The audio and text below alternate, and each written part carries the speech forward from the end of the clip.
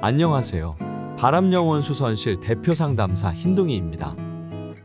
혹시 배우자에게서 의심스러운 행동을 느꼈던 사건이 있으셨나요?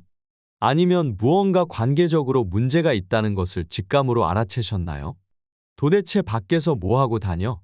불안이 올라와서 의심으로 생각했던 바를 배우자에게 직접적으로 말씀하셨나요? 아니면 배우자와 직접 대면해서 아예 죄를 고백하게 만들 건가요? 아예 배우자에게 말하지 않고 불행을 느끼면서도 포커페이스하며 기다리던 증거가 나올 때까지 인내하며 기다리고 계시나요?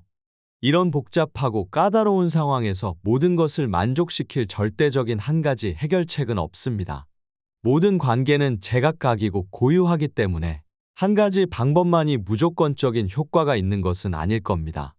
우리가 할 수 있는 일은 생각한 그 일을 하되 행한 일이 당사자에게 옳은 방법이었다고 느끼는 것이 중요합니다.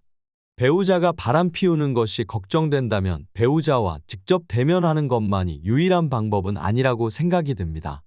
고려해야 할 사항이 몇 가지 더 있기 때문인데요.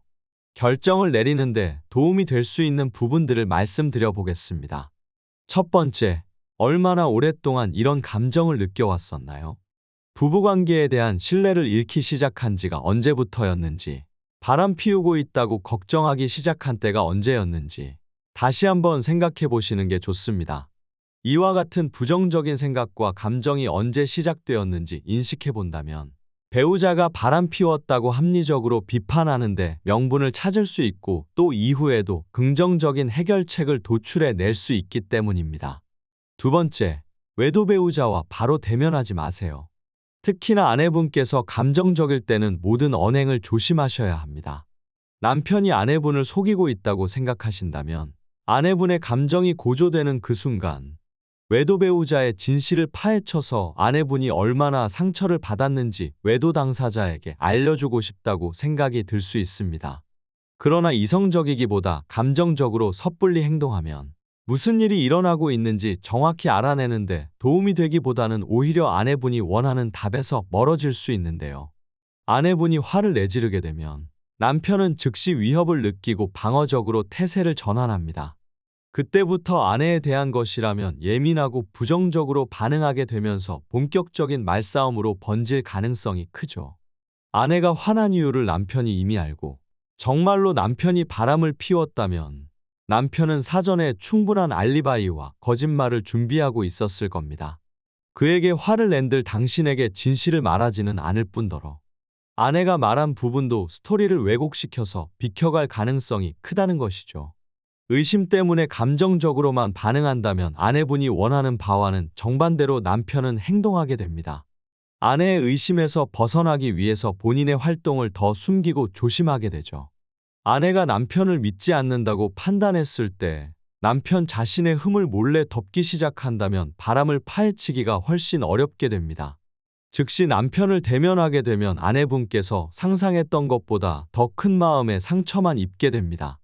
외도 배우자가 당신에게 충실하지 않았든 그렇든 이런 논쟁을 하면 할수록 관계적으로는 더 멀어지게 할 뿐이며 원하는 답도 찾을 수가 없습니다. 그래서 직감적으로 바람을 느꼈다고 해서 즉시 반응하지 않아야겠습니다. 믿을 만한 증거를 가지고 바람을 파헤친 후에 아내분께서 정말로 원하는 상황이 무엇인지 생각하는 시간을 가져보시는 게 좋습니다. 증거 없이 바람을 폭로해서 맞서게 되면 그 이후 상황은 되돌릴 수 없으므로 그 전까지는 말을 아끼시는 게 좋습니다. 세 번째, 하루 일정을 변경해 보세요. 내가 언제 외출하고 들어오는지 고정적인 스케줄이 무엇인지 나의 생활 반경과 패턴을 외도 배우자가 알고 있다면 바람을 피울 완벽한 기회를 제공해 온 셈인데요. 거짓말을 하고 있는지 알아보기 위해 외도 배우자에게 말하지 않고 일상과 계획을 바꿔보는 방법이 있습니다. 집에 예상된 시간보다 훨씬 일찍 들어온다거나 점심시간 또는 퇴근 시에 우연한 사건을 가장하여 회사 앞에 무작정 찾아가 보는 것입니다. 거짓말을 하고 있다면 예측에서 벗어난 행동에 놀라게 되고 자기가 바람 피우는 행동에 불안감을 느끼기 때문에 그 당황하는 반응을 살펴보시는 것이 좋습니다.